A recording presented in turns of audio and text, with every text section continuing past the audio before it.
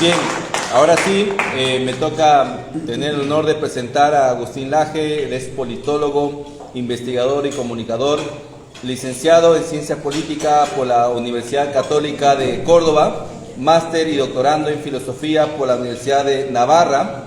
Ha escrito numerosos ensayos de investigación política, bestseller, publicado en más de una docena de países. En el 2016 publicó junto a Nicolás Márquez el libro negro de la nueva izquierda. Su último libro, publicado en 2022, se llama Batalla Cultural.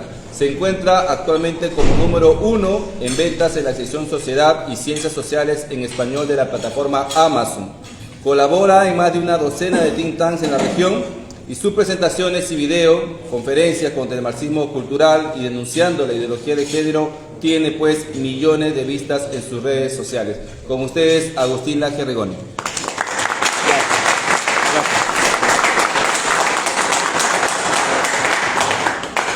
Bueno, muchas gracias a todos, muy buenos días. Gracias, congresista Muñante, por invitarme a la Casa del Pueblo Peruano. Gracias al PRI, a Origen, Vanguardia y Cambio Cultural por haber anfitrionado esta gira en Perú.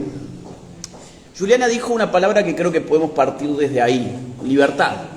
Bueno, acá podemos tener diferencias políticas, diferencias de siglas, de partidos, de bloques, pero nos une la defensa por la libertad. Me pareció interesante la introducción porque es una palabra con la cual creo que podemos empezar a trabajar un poco.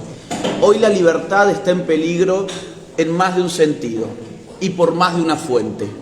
Voy a trazar rápidamente dos fuentes que hacen peligrar la libertad hoy. Después voy a conectar eso con la batalla cultural y con el rol legislativo de los estados en general. Este es uno, pero los estados tienen un rol legislativo en términos de batalla cultural que es importantísimo. Entonces, lo voy a tratar de hacer corto, ¿sí? En unos 10 o 15 minutos más o menos, y así después podemos intercambiar. Bien. Miren, yo creo que en este momento hay dos grandes amenazas para la libertad.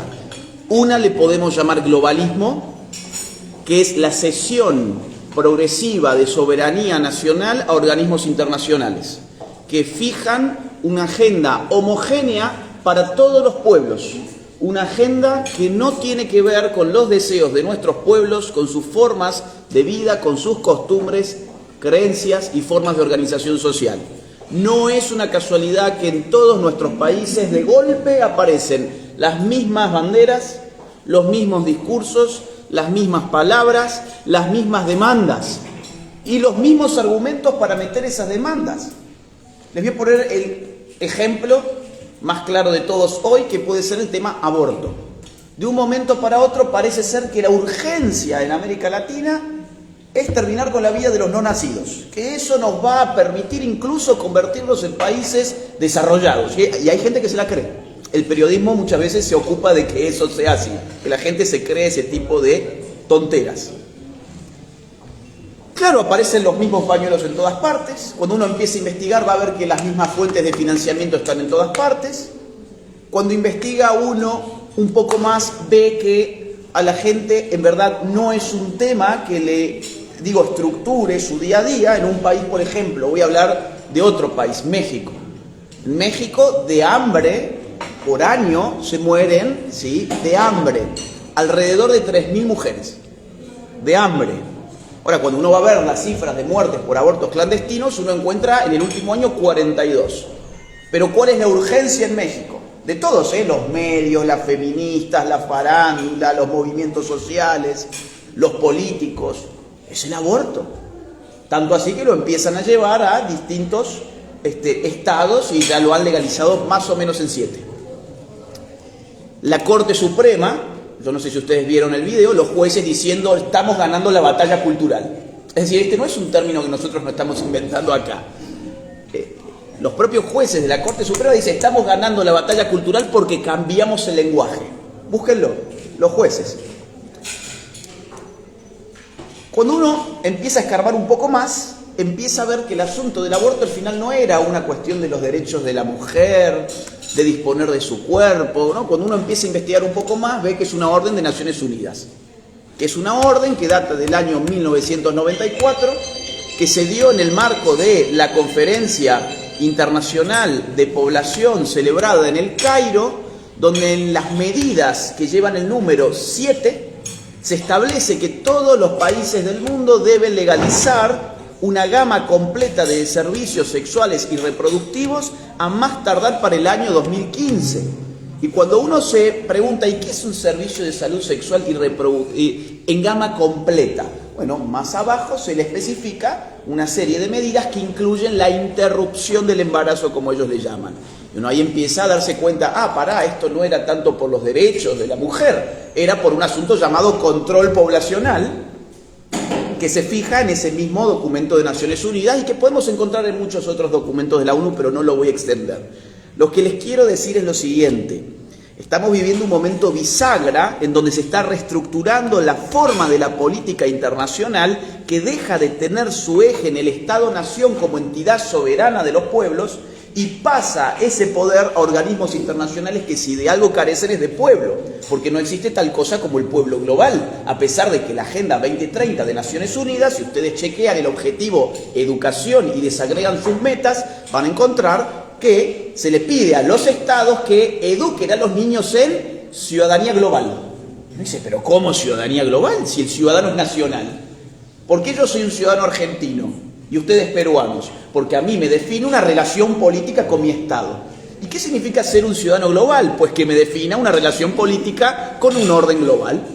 Y en un orden global ya no hay pueblos, porque para que haya pueblo tiene que haber una historia común y una homogeneidad cultural. Pero no hay homogeneidad cultural. Las mismas banderas se están levantando en todas partes. Están destruyendo nuestros símbolos, nuestra historia, nuestros héroes. Está todo viniéndose abajo. Las escuelas ya no enseñan historia, por ejemplo. Prácticamente los chicos salen de la escuela, no tienen idea. Ellos piensan que son el origen del mundo. Las nuevas generaciones piensan que son el origen del mundo. No tienen profundidad histórica y eso es adrede. Entonces, un gran asunto en términos de libertad es qué está ocurriendo en el mundo donde los pueblos ya no fijan el tono de la política, porque la política está sujeta a agendas que vienen de otra parte. Defender la democracia es defender la soberanía del pueblo. Y eso es algo que el Poder Legislativo tiene que hacer en la medida en que represente a un pueblo y no represente a organismos internacionales, ONGs que aparecen con una cantidad exacerbada de dinero a tratar de comprar voluntades. En segundo lugar, hay otro peligro para la libertad, así a nivel estructural, a nivel macro, que es lo que podemos llamar la segunda ola del socialismo del siglo XXI. Claro, la primera ola ya pasó y este país resistió. Ustedes piensen en 1990, se creó el Foro de San Pablo. ¿Por qué en 1990? Porque en el 89 había caído el muro de Berlín y en el 91 iba a implosionar la Unión Soviética. Y Fidel Castro, que era un tipo muy inteligente, dijo, hay que reestructurar una organización internacional que pueda servirnos de apoyo político y económico en la región. Esa fue la estructura llamada Foro de San Pablo, que la creó junto con Lula da Silva. De ahí van a salir muchos presidentes. Fue un éxito rotundo. Chávez, obviamente Maduro, Evo Morales en Bolivia, los Kirchner en Argentina, Tabaré Vázquez, Pepe Mujica en Uruguay, Lugo en Paraguay, Correa en Ecuador. En Nicaragua, Ortega va a mantenerse conforme a esa estructura. Fidel Castro se va a apoyar en esa estructura, obviamente. En Brasil, Lula y Dilma, etc. O sea, muchos presidentes van a salir de ahí. Pero va a haber 4 países fundamentales para la región que van a resistir eso. ¿Cuáles son esos 4 países? Perú, Colombia, Chile y México. En el año 2015, el socialismo del siglo XXI está a la baja en la región. Claro, pierde el kirchnerismo en Argentina, llega Mauricio Macri, poco después en los Estados Unidos, yo sé que no es América Latina, pero sí que importa. Estados Unidos, ¿quién llega? Donald Trump. Pronto llegará Piñera de nuevo a Chile. En Colombia gana Iván Duque, el candidato de Uribe, ¿sí? Bolsonaro en Brasil, Lula termina incluso preso. Ya va a estar muerto Fidel Castro, ya va a estar muerto Hugo Chávez, la dictadura de Maduro es indefendible incluso para los propios, ya ni los caviares se animan a tratar de defenderlos. Entonces, todo parece que... Correa es traicionado por Lenín Moreno en Ecuador, se tiene que escapar a Bélgica. Todo parece que, eso ya fue parte del pasado de la región. Ahora estamos entrando en una nueva etapa. Mentira. En julio del año 2019 se conforma el Grupo de Pueblo en México, que es una nueva fachada del Foro de San Pablo, solamente que se hace en México, no en Brasil. ¿Por qué? Porque en México en el año 2018 va a ganar un señor llamado López Obrador, que permite un reacomodo del socialismo en la región. Y todo lo que viene es historia reciente y ustedes ya lo conocen de sobra. Revueltas en Chile, revueltas en Ecuador, revueltas en Perú. 3 presidentes pasaron en Perú en una semana. Nueva constitución para Chile. Llega un izquierdista radical como Boric a la presidencia chilena. En Colombia llega un asociado de las guerrillas, un ex guerrillero, Petro. Bueno, yo evidentemente no puedo hablar ahora de este país, pero ustedes lo conocen mejor que yo. Vuelve el kirchnerismo a Argentina. Y fíjense en el desastre, ahora sí yo puedo hablar de mi país, fíjense en el desastre en el que estamos en Argentina. El presidente asumió con $1 a 40 pesos, hoy lo tenemos en 270. 7 de cada 10 niños no comen en Argentina, pero tenemos aborto, ¿eh? Tenemos aborto, nuevas masculinidades y tampones. Pero bueno, 7 de cada 10 niños no comen. Y cuando uno mira el mapa de la región, va a encontrar que se está tiñendo todo de rojo, todo. Queda solamente de los grandes países, Brasil. Brasil.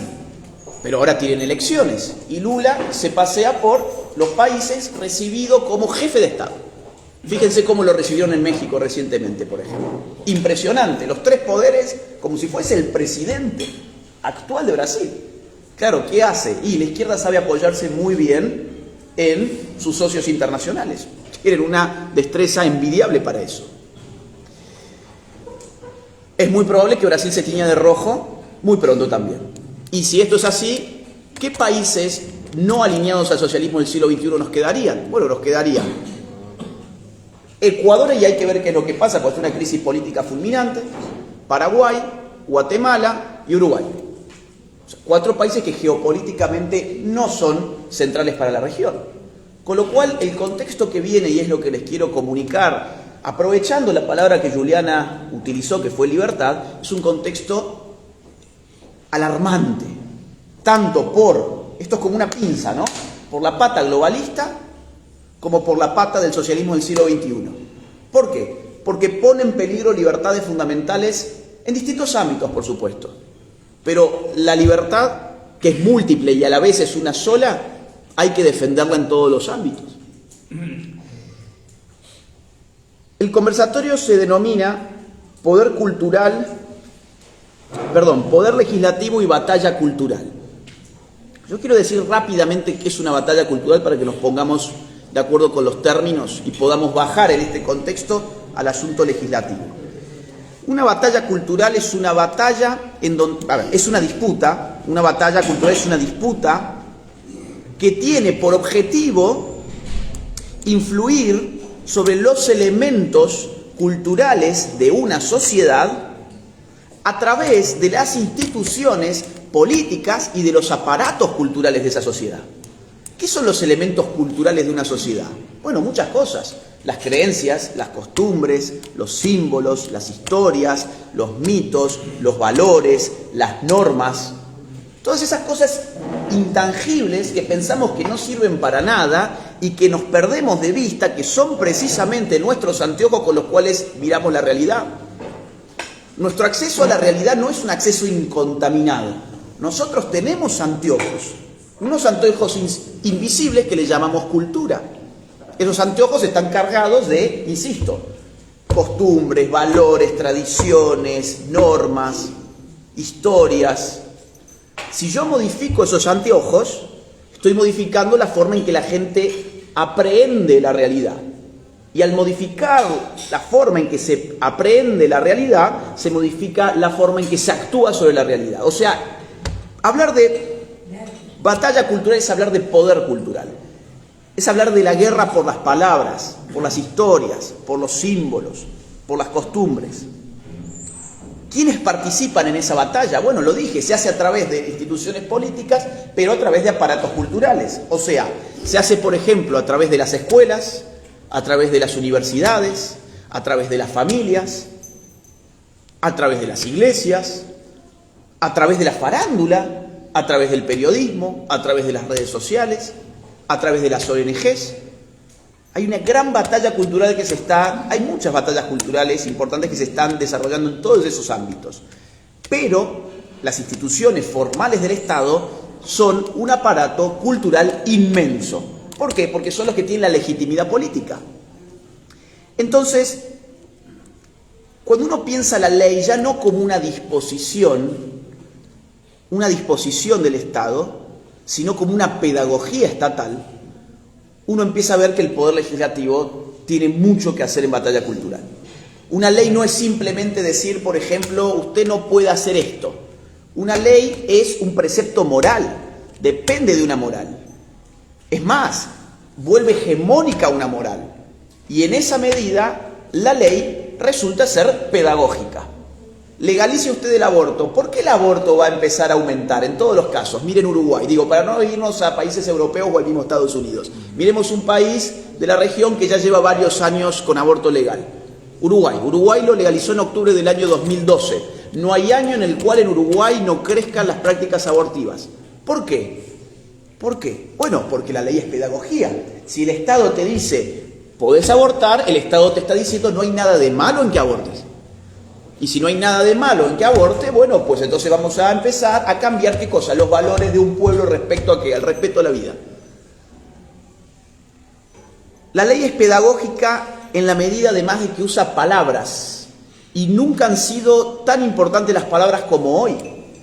Yo escuchaba recién, por ejemplo, lo de masculinidades igualitarias, ¿era, no? Sí. Es decir, ¿desde cuándo el Estado tiene por función definir lo que es la masculinidad? No es esa la función del Estado, mucho menos de un Estado que ni siquiera está pudiendo garantizar la seguridad, que ha sido precisamente la primera función por la cual los individuos de este mundo han consentido estar dominados por una estructura estatal. La primera legitimación del Estado moderno, como ustedes sabrán, Thomas Hobbes. ¿Qué dice Hobbes? ¿Por qué necesitamos un Estado? Porque si no nos matamos los unos a los otros. ¿Y no nos estamos matando los unos a los otros, acaso? El Estado no está para meterse en tu cama, no está para meterse en tu familia, no está para meterse en la forma en que sos hombre o que sos mujer. Esa no es la función del Estado. Pero como en esta guerra de palabras existen dos grandes categorías, yo les llamaría las palabras talismán y las palabras mordaza o las palabras malditas. ¿Qué son las palabras talismán? Esas palabras que vos la pones en cualquier lugar y ya te lo bendice, ¿no? Te lo santifica. La pones en cualquier lugar esa palabra y ya es como que anulara toda respuesta crítica. Por eso, masculinidades igualitarias, ¿no? Póngale ustedes igualitario a cualquier tipo de proyecto de ley que a ustedes se les ocurra. Es más, a ver, perdón por el ejemplo exacerbado, pero lo creo firmemente. Hagan un proyecto de ley para legalizar la pedofilia y pónganle que es el acceso igualitario a los niños. Y va a haber mucha gente que no va a percibir el horror del proyecto de ley. Igualitario. Hay otra gran palabra talismán que es inclusivo. Yo pregunto, ¿inclusivo de qué? Es decir, ¿cuál es el límite de la inclusión? ¿Cuál es el límite? ¿Hay que incluir a hombres en baños de mujeres? Porque dicen que son mujeres y vamos a poner en riesgo la integridad física y psicológica de una mujer, porque se nos ocurre que hay que incluir a hombres dentro de baños de mujeres. Digo, este ejemplo no es exacerbado, es un ejemplo que se está legislando en muchos países. Vamos a incluir hombres que se autoperciben mujeres en ligas de natación para que terminen recibiendo el récord. Esto acaba de pasar en Estados Unidos. Hoy en Estados Unidos, con el cuento de la inclusión, ¿saben qué? Ya nadie puede definir lo que es una mujer. Acaba de salir un documental de The Daily Wire donde le preguntan a expertos de universidades, a expertos del sector de la salud, a profesores, a maestros, a políticos. Les preguntan, ¿qué es una mujer? No saben qué decir. No pueden definir lo que es una mujer. En cambio se van a una tribu africana y se mueren de la risa con la pregunta y la respuesta es totalmente coherente y lógica. Y les da gracia a la gente de esta tribu en África que les estén preguntando semejante tontera porque es obvia la respuesta para ellos y ha dejado de ser obvia para nosotros. porque tenemos miedo de ¿qué? De no ser inclusivos. Si yo digo que la mujer está definida por su función reproductiva, por ejemplo, más allá de que la ejerza o no, es decir, por su función biológica en la reproducción de la especie, yo estoy siendo excluyente. ¿De quién? Bueno, de aquellos que, por ejemplo, tienen ciertos genitales que no van a recibir, sino que van a dar. Y eso entonces a vos te posiciona como un homofóbico, y ahí entramos en el campo de las palabras malditas. No solamente se está jugando con palabras talismán, donde nos matan del miedo de poder decir algo al respecto. Ay, no, yo quiero ser igualitario, entonces tengo que apoyar el proyecto de masculinidades igualitarias. ¿Para qué? Para que el Estado me venga a decir a mí cómo tengo que ser hombre. Es una locura. Porque si no sos un homofóbico, o peor, sos un misógino. O sea, cualquier cosa hoy que ponga en duda la agenda hegemónica que culturalmente ha instalado el globalismo, te vuelve un homofóbico, un misógino, un transfóbico, un lesbofóbico, es decir, una constante patologización del disidente. No admitan que nadie les diga fóbicos de nada, porque la fobia es un problema mental. La disidencia política es la condición sin la cual la democracia no puede existir. Están aniquilando la democracia, patologizando a quienes piensan distinto. ¿Y quiénes son los que patologizan al que piensa distinto? Los cultores de la diversidad, la inclusión y la igualdad, que no tienen la más mínima tolerancia respecto de nadie que no diga exactamente lo que ellos quieren escuchar. Entonces, ¿qué les quiero decir con esto? Tengan cuidado con las palabras en los proyectos de ley. Las palabras son pedagógicas. Cuando una palabra se instala como comodín en la sociedad, sacarla es bastante complicado después. Incluso estaba pensando en otras, además de esto de las masculinidades igualitarias. Piensen ustedes, por ejemplo, tengo entendido que aquí ya en vez de padres se está hablando de cuidadores. Cuidador. ¿Por qué? ¿Por qué es eso? Bueno, porque la palabra padre tiene una carga afectiva enorme. Un cuidador puede ser una niñera. Un cuidador puede ser un vecino que te ha hecho, digamos, la ayuda de cuidar a tu niño mientras fuiste a hacer las compras. Pero en este momento lo que se está viviendo, y perdón que me extienda un poquitito más, lo que se está viviendo es un ataque a la idea de que el niño tiene un lazo irreemplazable con sus padres. Es un lazo que no se puede reemplazar. Pero ¿qué te dicen? No, tu hijo no es tuyo. ¿Tu hijo qué es? Es un sujeto de derechos. No sé si lo han escuchado. Sí. Tu hijo no es tuyo. Vos sos un medieval. Bueno, esa es otra de las palabras malditas, ¿no? Sos un medieval. Porque pensás que tu hijo es tuyo. Bueno, pero yo no estoy hablando de mi hijo es mío como una propiedad, como es mío mi auto. No, es mío en el sentido de que soy su tutor, que yo velo por sus intereses y que sé mejor que nadie qué es lo que necesita mi hijo. Porque yo lo traje a este mundo. No, pero vos estás confundido. Antes que tu hijo, eres un sujeto de derechos. ¿Qué te están diciendo? Que tu hijo es un rehén del Estado. ¿Por qué? Porque ¿quién hace el derecho? Pues el Poder Legislativo. ¿Y qué es el Poder Legislativo? Uno de los poderes del Estado. Entonces, cada vez ellos inventan estas palabras donde cuando uno no las piensa con detenimiento, las termina repitiendo y siendo funcional a esa batalla cultural que ellos dan en contra de uno. Entonces, no es un sujeto de derecho. Sí, le asiste la ley, por supuesto, porque es ciudadano, porque es un ser humano además. Pero eso no significa que usted se arrogue las funciones de la familia. O piensen, por ejemplo, en la palabra o el término personas gestantes. No sé si aquí ya están insistiendo con esto. ¿Por qué personas gestantes? Bueno, claro, porque los hombres también podemos gestar, no sé si ustedes sabían. Digo, si Juliana... A ver, ustedes han visto todas estas noticias que salen a diario, por los grandes medios. Increíble, un hombre ha dado a luz. Y cuando vos lees en la letra chica, que nadie lo hace, bueno, no es un hombre, es una mujer que dice que es un hombre que ha dado a luz. Es lo mismo que yo ponga, increíble, un perro juega al ajedrez. Y cuando veo, bueno, no, es un hombre que se autopercibe perro. Es decir, estamos bombardeados constantemente con la mentira, con la confusión idiomática y lingüística. Esto es como que, claro, Juliana, perdón que te utilice Juliana como ejemplo, vamos a suponer, ella se autopercibe a partir de hoy género fluido, entonces ahora se convirtió mágicamente en un hombre, pero está embarazada, pues será un hombre gestante, será una persona gestante. Será una persona gestante. Y por supuesto, otra grandilocuente es el famoso discurso de odio, ¿no? tenemos que legislar contra el discurso de odio. ¿Y qué es el discurso de odio? Bueno, todo lo que no le gusta a un lobby minoritario. O sea, el discurso de odio significa amordacemos a las mayorías porque las minorías quieren que les mintamos. Las minorías quieren que nosotros digamos mentiras para que ellas puedan dormir en paz. Claro, evidentemente, un discurso de odio podría ser, por ejemplo, vamos a apedrear la casa de un homosexual. Eso, por supuesto, que no debe ser permitido, sea homosexual o sea cualquier persona. El asunto no es que sea homosexual, el asunto es que es un ser humano. Solamente que se ha cambiado tanto la idea de qué depende tu derecho, que estamos legislando no para los seres humanos, sino para las categorías, ¿no? Ya no decimos, él tiene derecho por ser un ser humano. Decimos, él tiene derecho porque se acuesta con fulanito. Él tiene derecho por lo que tiene entre sus piernas. Usted que tiene otra cosa entre las piernas no puede opinar.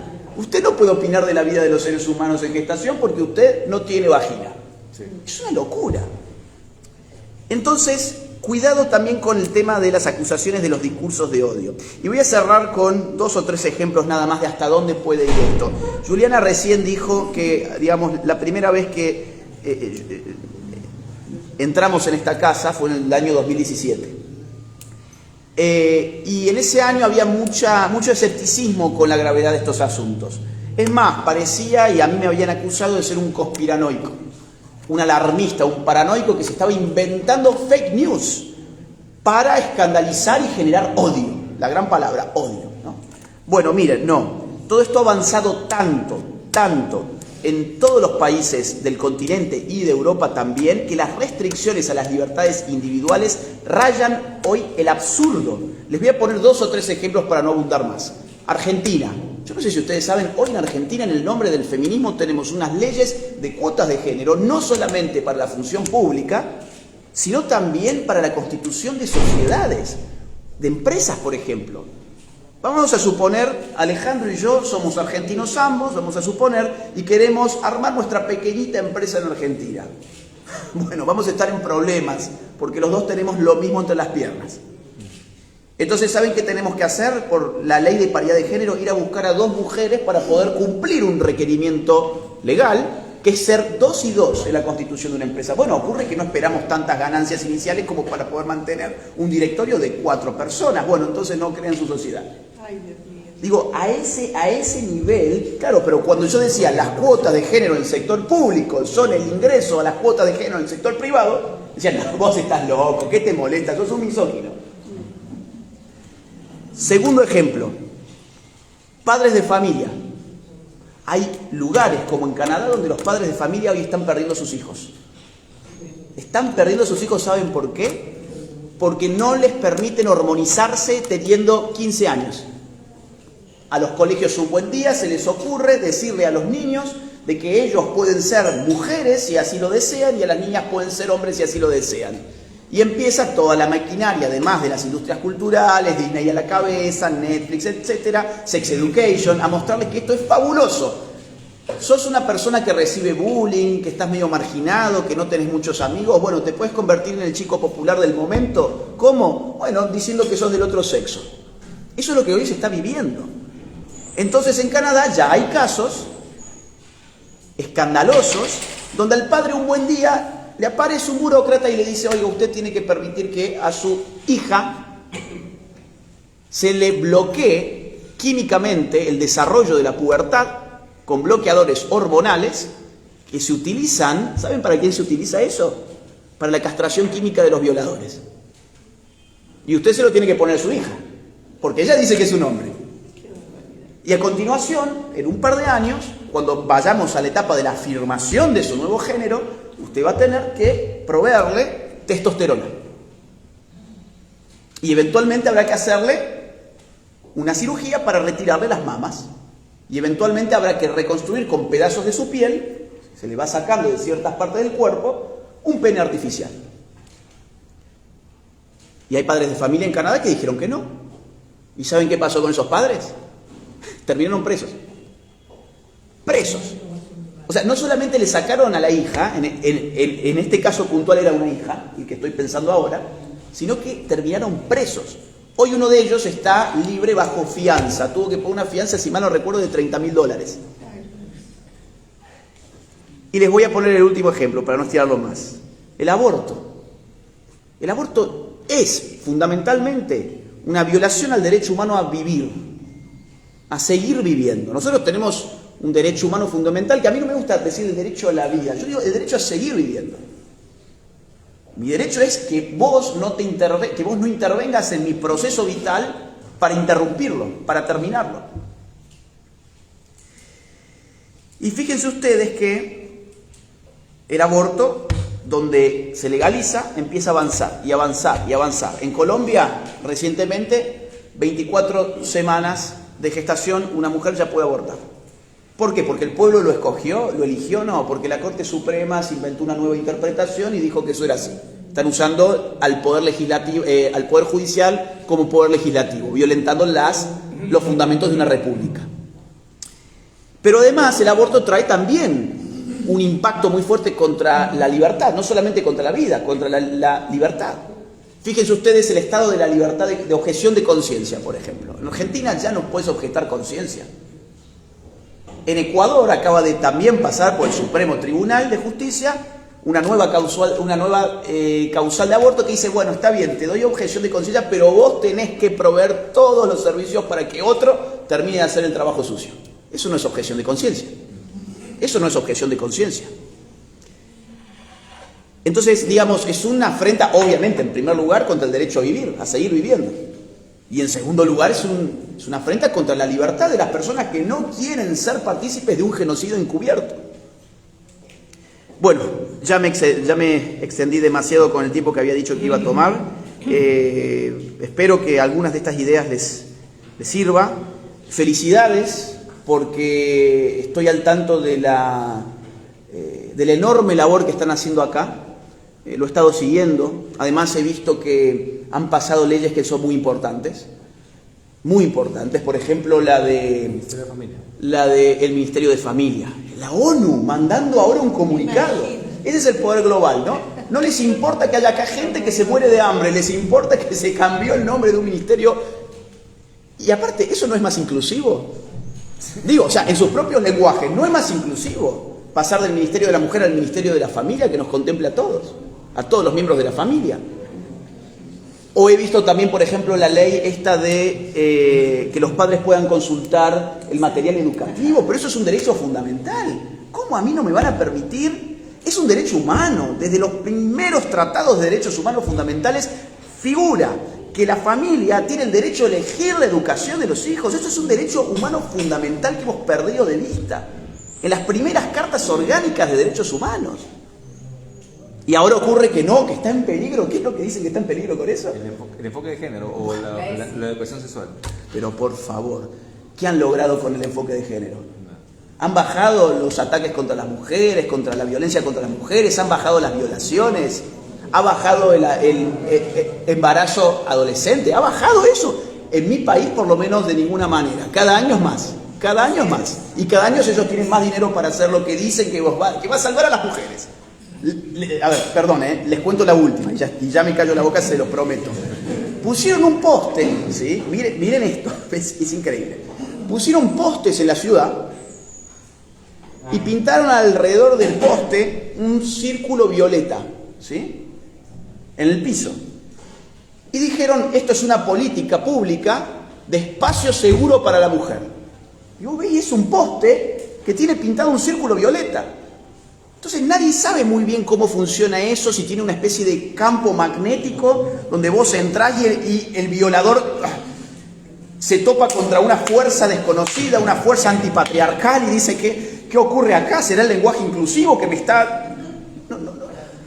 Es un poste que tiene un círculo violeta y dicen que eso va a salvar a las mujeres. Es increíble. ¿Saben lo único que se ha salvado? Sus cuentas bancarias. Al único que le ha ido bien con el enfoque de género es a los vendedores de humo de las universidades, a los vendedores de pintura y de postes, y a los políticos que, bueno, muy cool, yo soy feminista, yo lucho contra el patriarcado. Bueno, ahora sí, yo me callo la boca así podemos dialogar. Bueno, gracias.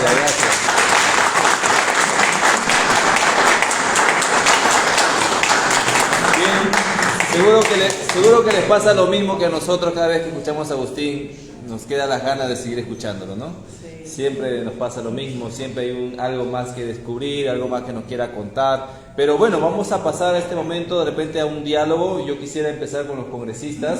Si tienen algún comentario, alguna pregunta, de plano saludo la llegada del congresista Javier Padilla, la congresista Milagros Aguayo, que también se han unido al grupo.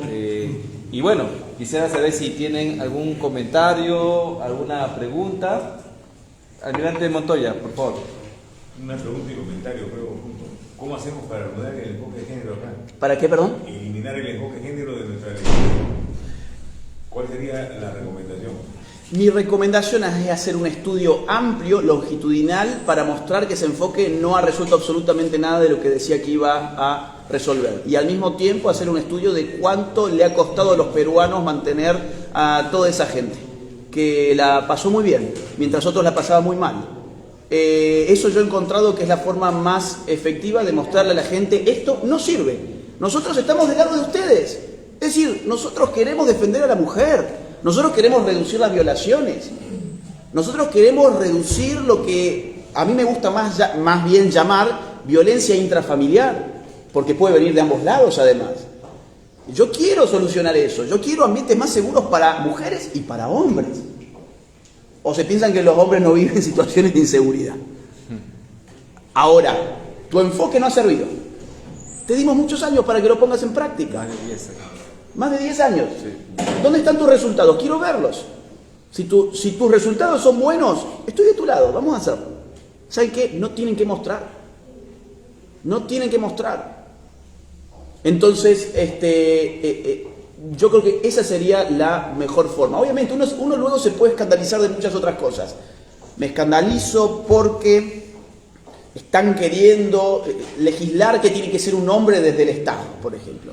Me escandalizo de la currícula escolar que viene con esto o con aquello. Pero yo creo que la forma hoy más contundente es mostrar de que el tal enfoque de género, que era la panacea, que era lo que nos iba a permitir. Yo no sé si ustedes han visto incluso que aplican enfoques de género para la guerra de Ucrania y Rusia, y dicen, por ejemplo, no, si Putin fuese una mujer no hubiera guerra.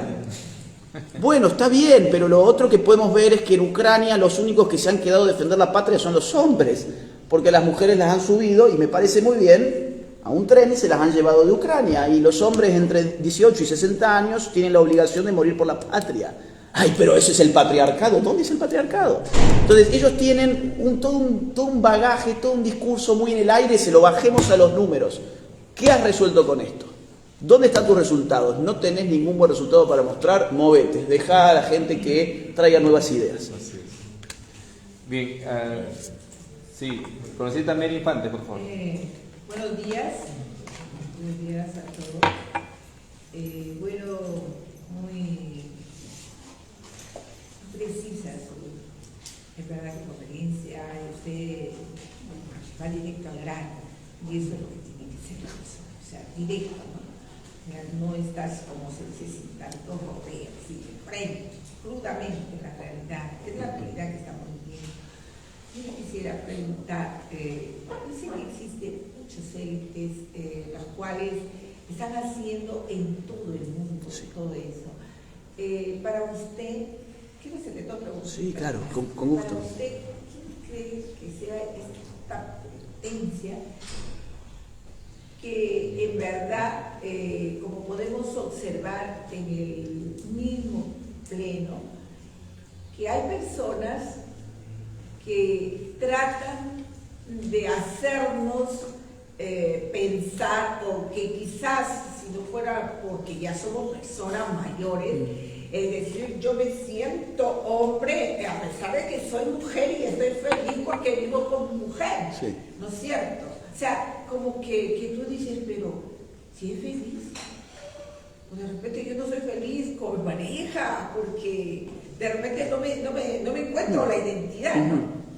Bueno, pienso que sea una ideología, que quizás eso puede estar influenciando también en los colegios, porque sí, quienes nos enseñan después de la casa son, como del hogar, son los profesores. Y lamentablemente los docentes, muchos de ellos, que están saliendo promociones con ideas tergiversadas, Sí. que quieren influenciar en los adolescentes. En la zona, yo tengo una de los departamentos, sobre todo Condorcanqui, donde tenemos una alta incidencia de violaciones en niños. Y es una verdad. Yo quiero que usted me diga, a través de toda su experiencia, ¿qué debo hacer como congresista para empezar a trabajar? ¿Cómo puedo hacerlo? Hemos tomado el problema de la violencia, hemos mandado a hacer, bueno, no sé si estará bien la idea, ¿no? Hemos mandado a hacer boletines para ir a los colegios, pero en los boletines una foto donde avisa al número 100 si eres tocada, si alguien te trata mal, y hay fotos que si tú estás pasando esto, denuncia. Entonces, esa es una forma de cómo identificarnos, solucionar parte de la violencia, ¿no? Y otra, yo quisiera, qué modelo podríamos nosotros tomar para incluir en la familia, que últimamente nosotros, la familia es el primer centro de aprendizaje, desde que nosotros abrimos los ojos y empezamos a ver, como ya se ha demostrado que al tercer mes de vida nosotros vemos los colores y vamos aprendiendo, porque nosotros lo hacemos con un libro abierto, donde cada día, cada minuto, cada segundo vamos aprendiendo lo que hay en nuestro entorno. Bien. ¿Entiendes? Bien. Entonces yo quisiera que usted, a través de su experiencia, nos comentara para ver cómo debemos nosotros como congresistas llegar a nuestro departamento, a nuestras ciudades, cómo trabajar en esas cosas, pero así, bien, que algo que al solamente mirar nos lleve a reflexionar a que ya es tiempo que debemos de cambiar esto, porque es verdad, si seguimos callados, porque nosotros somos los que nos estamos dando cuenta, y nosotros en el hemiciclo, que somos un grupo, claro que regular, pero no todos, queremos que por favor nos dé esas ideas, esas pautas que son muy importantes para, perfecto, para el caso mío, para sí, persona. Con mucho gusto. Bueno, hay varias cosas en lo que usted dijo. El primer punto fue el de las élites. Bueno, a ver, no hay una élite, hay muchas élites que están interesadas en todo esto, por distintos motivos. Podemos pensar motivos económicos. Investigue usted qué buen negocio es invertir su dinero hoy en la industria farmacéutica que produce hormonas, por ejemplo. Es una de las industrias que más ha crecido, según estos reportes globales que se efectúan para inversionistas. Hay, por ejemplo, uno en Global Market Insights, que te venden el informe solo te cuesta alrededor de $5.000, para que te des una idea de a qué público está apuntando, ¿sí? El informe te cuesta $5.000, World Market Insights se llama, y el informe, ¿qué te dice? Bueno, de aquí al año 2026 se prevé un crecimiento exponencial de la industria de hormonas por dos factores. Factor número uno, que los gobiernos están legislando en favor de la hormonización. Y muchos gobiernos empiezan a brindar ellos mismos las hormonas, que sin embargo no la produce el gobierno, la produce una industria a la cual el gobierno le compra, ¿sí? Y en segundo lugar, porque en la sociedad se está cambiando la definición de la sexualidad. Y se empieza a considerar que la sexualidad es algo fluido, por lo tanto va a haber cada vez más demanda. Vas a tener un gran comprador que es el Estado y vas a tener cada vez más demanda de hormonas por parte de la sociedad, que empieza a creerse que la sexualidad es algo que se cambia a base de unas inyecciones, ¿sí? O un gel, que también se suelen poner gel, o unas píldoras. Entonces, por ejemplo, ahí tenés la élite farmacéutica que financia este tipo de lobbies. ¿Por qué? Porque le conviene que esas variables sigan avanzando y que esas legislaciones sigan avanzando. Ahora, pensemos en una élite política. Acabamos de hablar de una élite económica. Pensemos en una élite política. Bueno, Naciones Unidas es la élite mundial. ¿Y por qué Naciones Unidas tiene tanto interés en estas causas? Bueno, algo recién sugerí, control de la natalidad. Hay gente que está desesperada por reducir la natalidad en el mundo. Y cuando uno se pone a pensar, ¿y qué tiene en común todo este tipo de agendas? Aborto, transexualidad, lobby LGBT, feminismo, reducción de la natalidad. Miren ustedes España. España es el país hispanohablante que más ha aplicado estas políticas. Y hoy la tasa de natalidad de España no le permite para recambiar a su propia población. España es una población suicida. Es decir, en pocas décadas, o sea, está camino a la extinción. ¿Saben cuál es la tasa de aborto? ¿Cuál es el porcentaje de abortos en España? Miren, 1 de cada 5 embarazos en España termina en un aborto. Reduje un 20% de la natalidad en un año solamente con una política abortista. 20% es un montón. Entonces, hay tanto apoyo de Naciones Unidas a todo esto que en el año 1994 se ordenó a los estados del mundo legalizar el aborto. Y en el año 1995, en la Conferencia de la Mujer en Pekín, se ordenó a los estados del mundo adoptar de manera transversal, esa es la palabra que se usa, el enfoque de género. En todas las políticas y en todos los órganos de los estados, pero nosotros pensamos que esto es algo nuevo, estamos hablando del año 2022 de esto, pero esto fue ordenado en el año 1995. Y está publicado, que los asesores, por favor, si van a trabajar sobre el tema, revisen esos documentos. El del Cairo del año 1994, sobre todo el conjunto de medidas, que son el número 7, y la introducción, donde te dice Naciones Unidas, hay un problema de natalidad que hay que resolver urgentemente. Dice, de aquí al año 2015 tenemos 3 expectativas de crecimiento poblacional. La de mínima, 7.100 millones de personas, la de media 7.500 millones de personas y la de máxima 7.800 millones de personas. Tenemos que lograr la de mínima y para eso hay que aplicar políticas. ¿Políticas de qué tipo? Entre otras, abortistas, ¿sí? O sea, esto es un insumo para los asesores. Y los asesores también busquen el informe final de la Conferencia Internacional de la Mujer del año 1995 en Pekín. Y ahí van a encontrar cómo les impusieron a todos los estados del mundo el bendito enfoque de género que no sirvió para nada, más que para impulsar una distorsión de la sexualidad que termina también en una baja de los índices de la natalidad. Con lo cual, bueno, Kissinger del año 74, Rockefeller del año 72 son otros informes que a los asesores les puede interesar buscar. Entonces, ¿qué digo con esto resumiendo? Que hay distintos intereses, políticos, económicos, ¿sí? En segundo lugar, usted dijo, bueno, ¿qué pasa con una persona que dice, bueno, yo soy feliz así, yo soy feliz autopercibiéndome de otro género? Libertad completa. Es decir, acá no hay que restringir el derecho a autopercibirse como uno quiera. Ese no es un problema. A ver, yo no tengo ningún problema si cualquier adulto de acá me dice yo me autopercibo de otro sexo. Es un problema suyo y el Estado no debería ir y pegarle o multar a esa persona o ponerla presa por eso. Ahora, él no tiene a su vez derecho a obligarme a mí a que yo modifique mi percepción sobre la sexualidad para que él no se ofenda. O sea, yo no puedo estar obligado a mentir para que esa persona no se ofenda. Y mucho menos, el Estado no puede obligar a mis hijos a estudiar mentiras para que esa persona no se ofenda. Esa es la diferencia entre una cosa y otra. Y respecto de la palabra feliz, yo no soy quien para decir que es la felicidad. Lo que yo sí les puedo indicar es que la tasa de suicidio y el promedio de vida, la expectativa de vida de la población transexual es, digamos, la expectativa de vida es minúscula. Y la cantidad de suicidios o intentos de suicidio son astronómicos.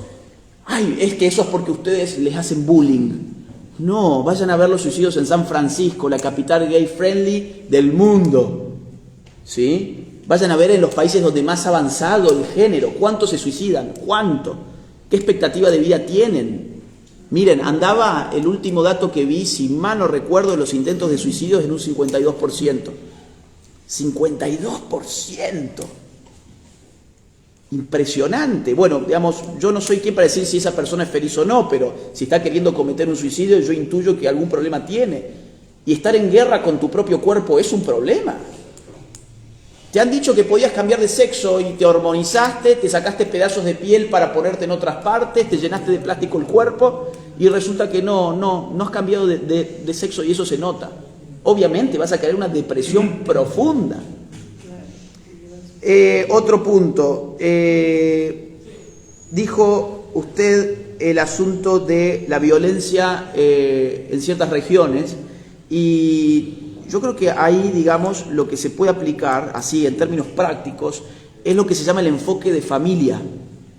El enfoque de familia ve mucho más allá de lo que tiene entre las piernas las personas, que eso es el enfoque de género.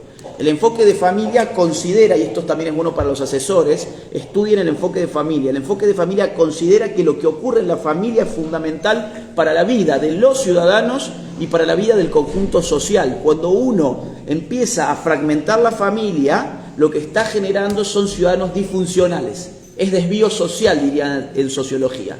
El desvío social tiene una correspondencia casi par a par con la degradación familiar. Hay muchos estudios al respecto. Podemos encontrar, por ejemplo, las probabilidades que tiene un niño de tener éxito escolar cuando ha tenido a sus dos padres, o sea, papá y mamá, y cuando ha vivido con solamente uno de ellos. Y van a encontrar una brecha de familia, no una brecha de género, una brecha de familia enorme en el resultado escolar. Miren los índices de drogadicción. ¿Cuántas probabilidades hay de que un joven caiga en las drogas de acuerdo a su estructura familiar? Miren el asunto del crimen. ¿Cuánta probabilidad de cometer crímenes hay de acuerdo a su estructura familiar? Y van a encontrar que muchos desvíos sociales están dados por la degradación de la familia. Entonces, ¿qué se puede hacer? Pues rescatar a la familia.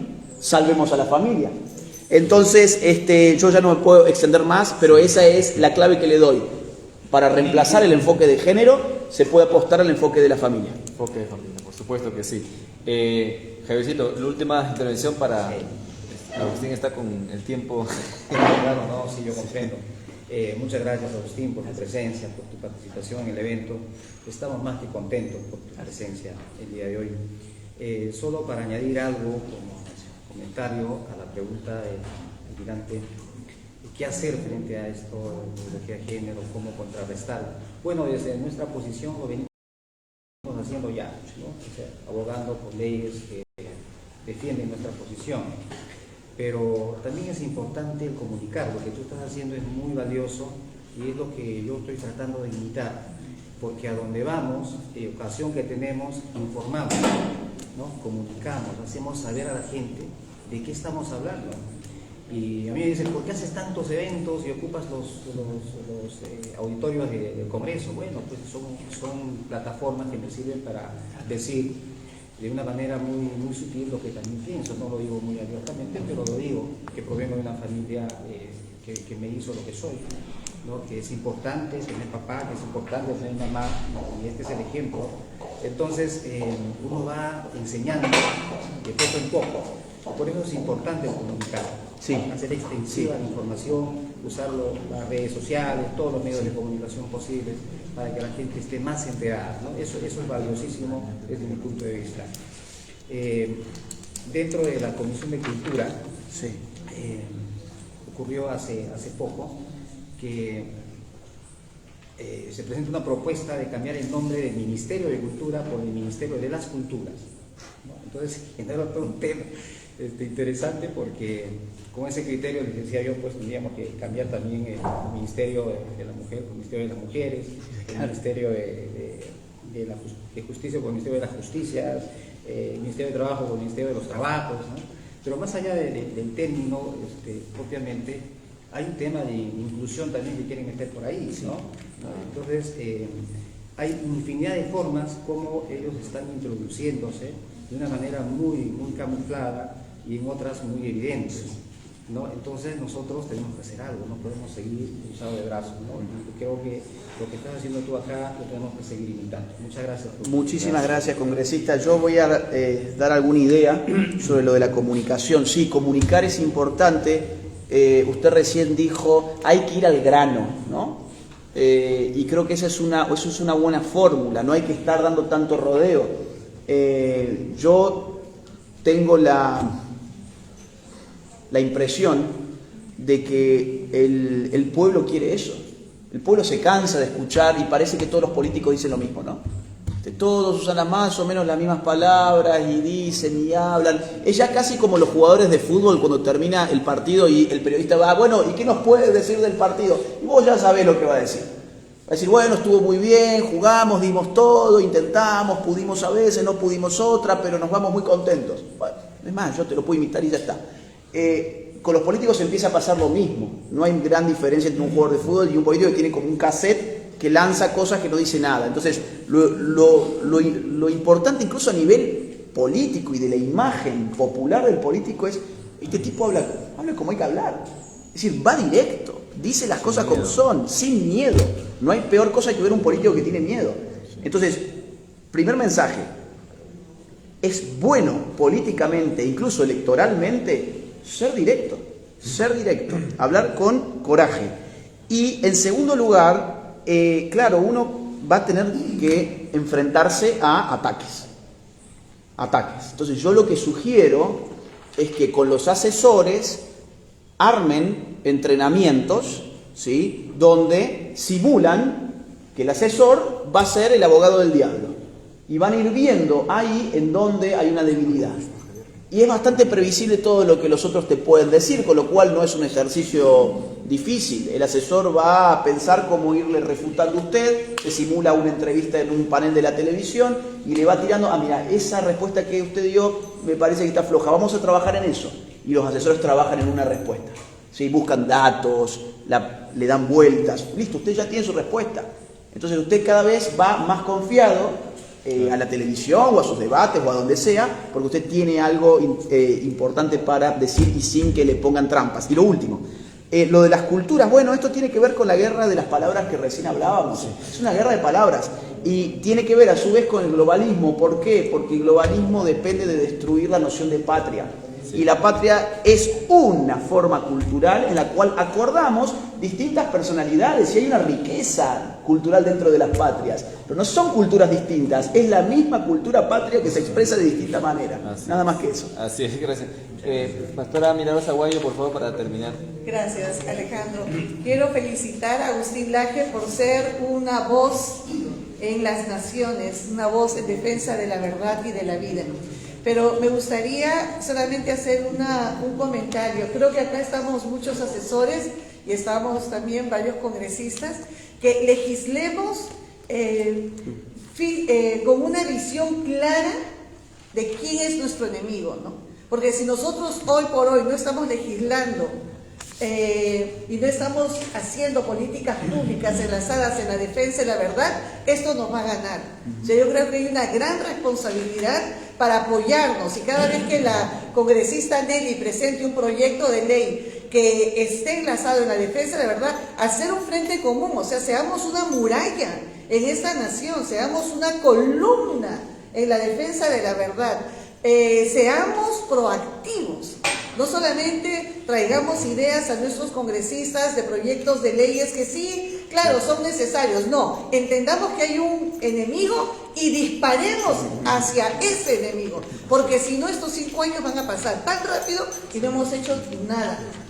Habremos hecho muchas cosas, pero nada que haya protegido esta nación. Creo, Agustín, solamente gratitud en mi corazón y sobre todo con todo el Ministerio Origen, Juliana, Carlos, todos ustedes que siempre son un referente pro vida y pro familia y sobre todo pues a mi compañero Alejandro. Gracias. Y a toda la bancada y a todos los congresistas y te honramos, Agustín. Gracias por haber venido. Muchas gracias, pastora. Y yo agrego lo último. Muchísimas gracias por sus palabras y por su afecto de siempre. Lo último, miren, para los asesores, para los congresistas, sepan que en Perú hay grupos que están trabajando profesionalmente en todo esto. Y acá están en la mesa, ¿sí? PRI y Orígenes. Es decir, si ustedes necesitan respaldo argumental, de datos, de armar el discurso, entrenar a los congresistas para lo que yo les decía recién. Bueno, ellos se dedican precisamente a eso. Entonces, aprovechen a los grupos de la sociedad civil que están interesados en apoyarlos a ustedes para poder trabajar conjuntamente. Bueno, eso es todo. Bien, muchas gracias, Agustín. Un fuerte aplauso.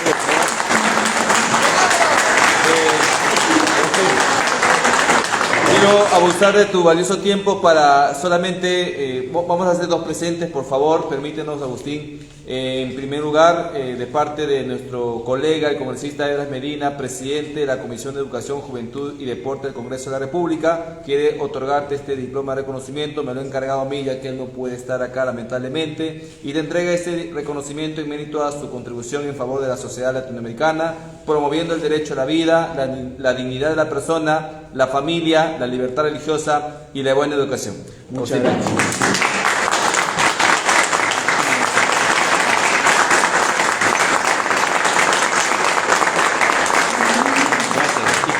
Quiero dejar también al vocero de nuestra bancada, el almirante Jorge Montoya, que también tiene un reconocimiento para ti.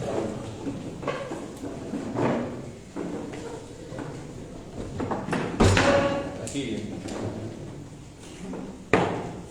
Agustín, la bancada de Renovación Popular quiere otorgarte este diploma por que dice lo siguiente: el Grupo Parlamentario de Renovación Popular otorga a Agustín Laje Arrigoni por su destacada labor académica y social en defensa de la vida, la familia y representar a Latinoamérica en la batalla cultural. Muchísimas gracias.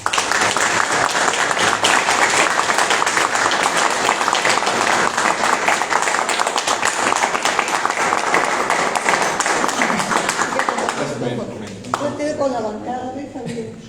Allá, Ah, mira, con el diploma de la bancada. ¿Acá? Sí. A ver, ¿cómo no ponemos? ¿Tú solo lo haces? Sí. No, le van a hacer la invitación para que tengan la bancada. Si pueden anotar acá la salida. Listo, gracias. La mejor bancada. Okay, gracias. Bien, para finalizar solamente las palabras de nuestro amigo Carlos Polo para ya dar por concluida este conversatorio tan ameno y tan nutritivo que hemos tenido. Carlos, por favor. Sí, me toca lo más bonito que hay en esta vida, que es agradecer.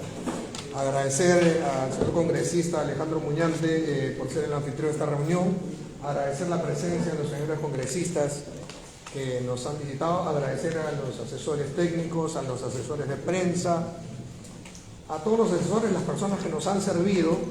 Hoy día todos ustedes han hecho homenaje al otro nombre del Congreso, que es Parlamento. Estamos aquí para hablar. Y la Asociación Origen y el Instituto de Investigación en Población, decían PRI porque es Population Research Institute, en inglés. No tenemos nada que ver con el Partido Mexicano. Agradecer en nombre de los otros su presencia y su participación, porque es lo que hacemos aquí: Parlamento, participación. Hemos venido muchas veces, acá hay muchos amigos con los que hemos trabajado. Hoy día en la batalla cultural, con un ponente de lujo. Otros días aportando en la parte técnica, con opiniones, con algunos comentarios a algunos proyectos de ley, o también en capacitaciones. Nos hemos reunido a capacitarnos con algunos equipos, estamos invitados todos, o en algunas cosas de prensa, o facilitar que otros grupos participen en este gran parlamento en el que hoy día ustedes han hecho un homenaje. Me han dado un aviso de servicio público para darles nada más para terminar, y es que si hay alguna pregunta que quisieran hacerle a Agustín, puedan hacerla a través de mi correo electrónico, así que les voy a dar un correo electrónico, es el mío, para trasladarle la pregunta a Agustín y posteriormente hacerles la respuesta del caso. Bien. Bueno, muchísimas gracias. Un minuto más, por favor. Muchas gracias. Yo quiero solamente, ya por último, ahora sí les prometo por último, este es el acta de constitución del bloque parlamentario en defensa de la vida y la familia. Ya lleva varias firmas de varios congresistas que estamos conformando este bloque parlamentario que va a defender la vida y la familia durante todo este periodo parlamentario. Avisen a sus congresistas si es que no lo han firmado para que podamos hacer un trabajo en conjunto. Aquí hay dos congresistas que todavía no han firmado, que me gustaría que por favor pasen aquí a firmar de una vez, por favor, aquí en presencia de Agustín Laje. Por favor, queremos también nuestro congresista Cordero Contay, por favor. ¡Bravo!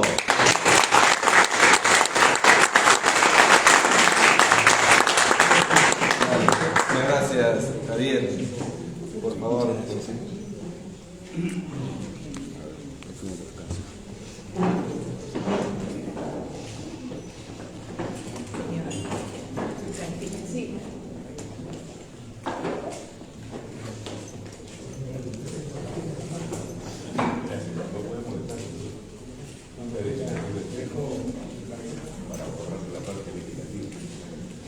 Excelente. Ahora sí, por favor, una foto oficial con Agustín y con esta acta con todos los congresistas presentes, por favor, aquí.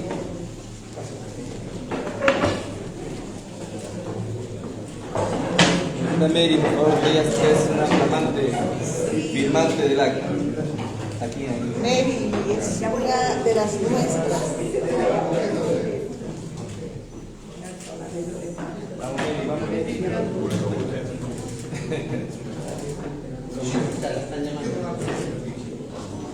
Vamos, Mary. Venga, venga.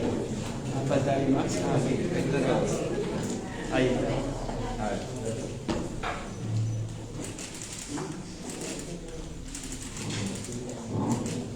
Buena. Listo. Excelente. Bueno, muchas gracias. Hasta una próxima oportunidad. Gracias con todos. Agustín, muy lindo verte. Ah, una